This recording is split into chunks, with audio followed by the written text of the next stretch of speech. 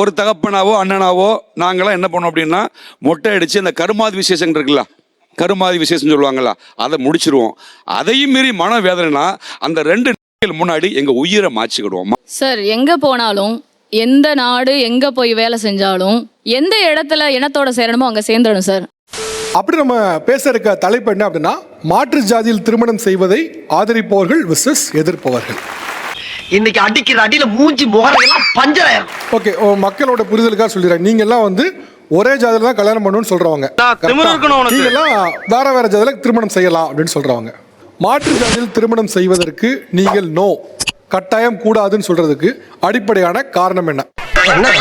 ஊரு ஊரா பொண்ணு கிட்ட ஒரு நாதாரியும் தரமாட்டேன், அதான் காரணம். சார் எங்க போனாலும், எந்த நாடு எங்க போய் வேலை செஞ்சாலும், எந்த இடத்துல இனத்தோட சேரணுமோ அங்க சேர்ந்துடும் சார். அதையே ஆதியிலிருந்து சொல்லியிருக்காங்க. அவன் ஆதி இல்ல, உடம்பு பூரா கொழுப்பு கூதியும். அதனால ஒரே ஜாதியில கல்யாணம் பண்ண நினைக்கிறீங்க சார்? ஒரே ஜாதியில கல்யாணம் பண்ணா குடும்பத்துல ஒத்துமை இருக்கும் சார். தேவையில்லாத அந்நியர்களோட பிரச்சனைகள் எதுவும் நமக்கு இருக்காது. ஆனா இது புதுசா இருக்குனே, புதுசா இருக்கு. அங்க வந்து நிறைய குழந்தைங்க வந்து விளையாண்டுட்டு இருக்காங்க. என்னோட குழந்தைங்க என்ன கேட்காங்கன்னா, மம்மி நானும் அங்க போய் விளையாடுறேன் அப்படின்னு சொல்லி சொல்றாங்க. அப்போ அந்த இடத்துல நான் என்ன சொல்லணும், இல்ல நம்மலாம் அங்க போக கூடாது, அந்த இடத்துல வந்து நம்ம போக கூடாதுன்னு சொல்லிட்டு இந்த வந்து பண்ணி வச்சிருக்காங்க அப்படின்னு சொல்லி நான் சொல்றேன். ஸோ ஏன் போக கூடாதுன்னு என் குழந்தை அந்த இடத்துல கேட்கும்போது, ஆஸ் அ மதரா நான் என் குழந்தைக்கு வந்து ஜாதிகள் இல்லையடி பாப்பான்னு நான் சொல்லி கொடுப்பேனா, இல்ல நம்ம இந்த ஜாதி அதனால நம்ம ஒதுக்கி வச்சிருக்காங்க நான் சொல்லி கொடுப்பேனா?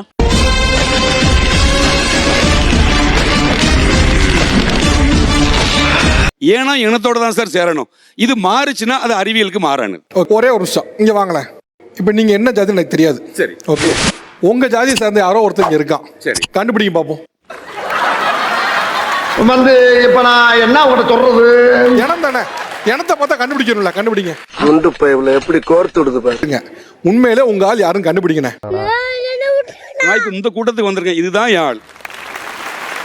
ஓகே, இந்த பக்கத்துல இருக்கவங்கள யார் உங்க இனம் சொல்லுங்க.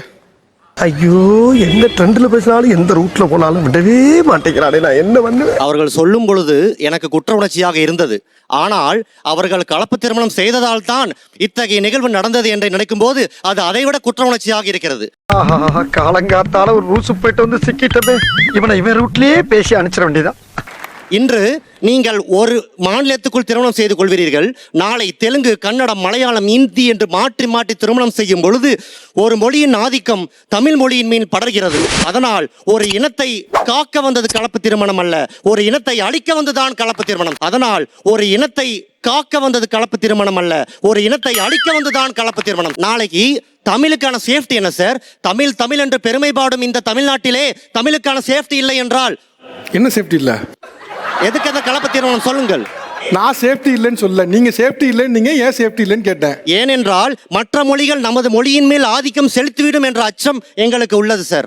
எப்படி ஆதிக்கம் செலுத்தும்? செலுத்தும் சார். எப்படின்னு கேட்கணும். அதாங்க அது இப்ப சொல்ல புரியா இல்லையா? ஜாதி மாதிரி கல்யாணம் பண்ணக்கூடாதுங்கிறது தான் நீங்க சொல்றது, உங்க நிலைப்பாடு, ஸ்டாண்டு எல்லாம் அதுதான். ஒருவேளை ஜாதி மாதிரி திருமணம் செய்து விட்டால் உங்கள் சமூகம் என்ன செய்யும்? நீங்க என்ன செய்வீங்க? நிச்சயமா ஒதுக்கிதான் வைப்போம். ஊரை விட்டு ஒதுக்கிடுவீங்க? ஊரை விட்டுல வீட்டை விட்டு, அதாவது நீ பண்ணிட்ட போ, அவ்வளவுதான். உங்க வீட்டுல ஜாதி மாதிரி திருமணம் செய்து விட்டா என்ன செய்வீங்க?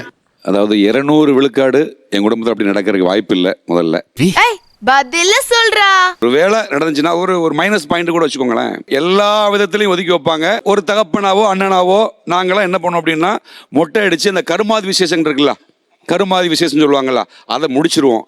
அதையும் மீறி மன வேதனைனா அந்த 2 நாட்கள் முன்னாடி எங்க உயிரை மாச்சிக்கிடுவோம். மானம் இழந்தாலே வாழ தெரியாது. அவனாவது கடைசி வரைக்கும் தண்டு சோரத்துன்னு பொழைச்சுக்குவான். நீ எல்லாம் பிறந்ததே ஒரு சாபக்கேடு. முடிஞ்சா இன்னைக்கே போய் செத்துரு. ஓப்பனா அவங்களை ஹர்ட் பண்ற மாதிரி இருக்கலாம். அறியாமைன்றது சரியான வார்த்தையா இருக்கும் சார். முட்டாள்தனம். நீங்க அறியாமையில இருந்து என்னைக்கு வெளியே வரீங்களோ அன்னைக்கு அந்த சேர்ல இருந்து நீங்க வந்து நாங்க வர மாட்டோங்க. வந்தா தானே. ஒரே ஜாதிக்குள்ள வந்தா அது காதலே கிடையாது. பார்த்த உடனே அவங்கள புடிச்சு போய் வர்றதுதான் காதல். ஒருத்தரை பார்த்து அவங்க என்ன சாதி, என்ன மதம், என்ன இனம் தெரிஞ்சதுக்கு அப்புறம் வர்றது அது காதலே கிடையாதுங்க. நிறைய போறான்டா. அந்த பையன் நல்ல பையனை கட்டி வைப்பீங்களா சார்? சொல்லுங்க, கட்டி வைங்க சார். கட்டி வைங்க சார். சொல்ல சொல்லுங்க சார். கட்டி வைங்க சார். சொல்ல சொல்லுங்க சார். சார் கட்டி வைங்க சார். மாட்டோம் சார். என்ன பச்சிக்கிட்டு இருக்கா?